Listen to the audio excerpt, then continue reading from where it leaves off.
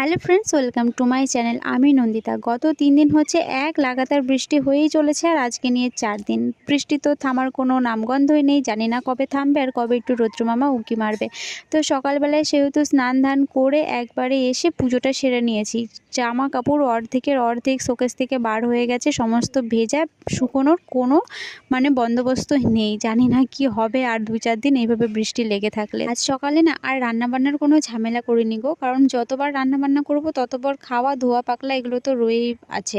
সেই জন্য আর কোনো ঝামেলাই করিনি। সকালে মুড়ি চানাচুর আর ছেলেকে একটু শর্ট টোস্ট দিয়ে সকালের ব্রেকফাস্টটা কমপ্লিট করে একবারে রান্না চাপিয়ে দিয়েছিলাম। আজকে ডাল চচ্চড়ি আর ভাজাভুজো ছিল লাঞ্চে। তা এই হচ্ছে আমার অসহায় ছাদ বাগান, যেটাকে দেখতে আমিও ভীষণ অসহায় বোধ করছি। এই টুকি মেরে মেরে এক ঝলকে এসে দেখে যাচ্ছি। এছাড়া আমার কোনো উপায় নেই যে ছাদ বাগানটি একটু পরিচর্যা করব। ঘরবন্দি জীবন নিয়ে রয়েছি। তো যাই হোক, আজকে আসি, দেখা হচ্ছে নেক্সট ভিডিওতে। টাটা।